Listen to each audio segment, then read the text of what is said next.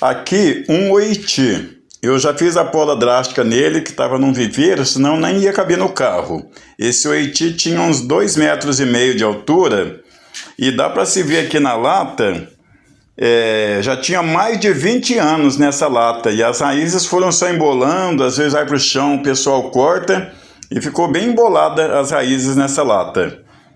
Então uma planta de mais de 20 anos eu achei interessante, porque o que é defeito para uns é arte para outros.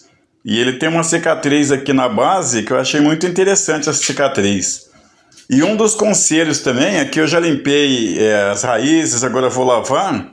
Um dos conselhos básicos, tem gente que já tira de um pote grande e serra o torrão pelo meio. E eu já caí nesse erro no passado também. Isso é errado, porque às vezes as raízes finas estão lá na parte de baixo e a gente serra o torrão pelo meio sem lavar as raízes para ver as condições e acaba perdendo a planta. Então no começo, que eu tenho 38 bonsai, durante uns 8 anos eu tive muitos erros graves e agora a gente ensina como não cometer esse erro quem está começando. Então a poda drástica é para a gente ganhar tronco. A gente pega uma planta bem antiga, que suporta a poda drástica, é necessário conhecer a espécie. Geralmente agora no final da seca, antes de entrar a estação das chuvas, aqui na região sudeste, centro-oeste, é diferente do sul. Porque lá o inverno lá é chuvoso e o inverno nosso aqui é seco. Então, em outras regiões que não é igual ao sudeste, centro-oeste, então tem que observar um mês antes de entrar a estação das chuvas. Agora já aqui no sudeste nós podemos fazer isso agora em setembro, porque nós não temos chuvas ainda. E aqui eu estudei bem as raízes, só tirei 2 raízes com muita margem de segurança já no limite. As outras eu nem reduzi, porque esse oiti precisa criar mais raízes finas. Então aqui o título desse vídeo é para quem quer fazer uma poda drástica. Então o título é como, quando e porquê. Então como fazer a poda drástica eu já expliquei, que na estação da seca, lavar o torrão. O quando também eu já expliquei, e o porquê disso é para a gente ganhar um bom material. A gente ganha o tronco. Apesar que essa é uma planta antiga, mas eu não fiquei 20 anos cultivando ela. Eu achei ela num viveiro. E às vezes a gente acha. A gente dá sorte. É muito difícil encontrar. Mas às vezes a gente dá sorte em algum viveiro, algum cantinho abandonado. Algumas a raiz até já desceu para o chão. E eu já lavei as raízes. Aqui eu estou fazendo o procedimento, passando a cera de abelha derretida nessas raízes grossas.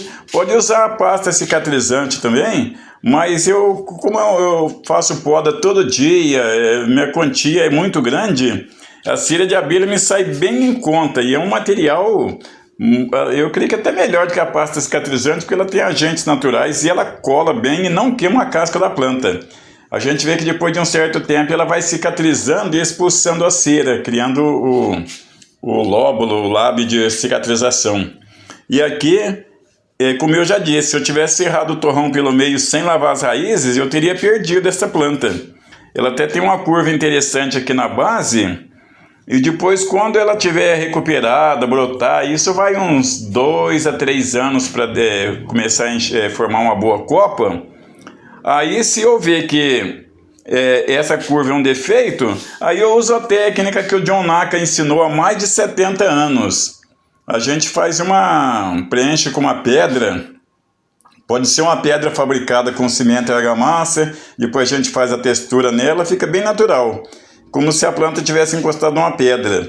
Então tem alguns amigos que sempre fazem isso. Então um dos primeiros no mundo que começou com essa técnica foi o John Naka, na década de 70, que ele é o mago do bonsai no mundo. Ele inovou muito o bonsai na época dele, que ele foi muito avançado.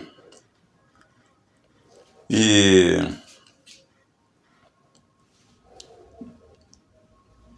aqui eu já estou acabando de palitar a terra.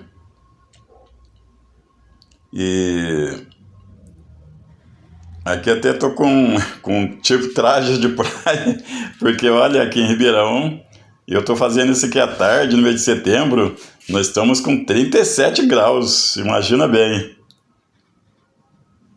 Temperatura muito alta.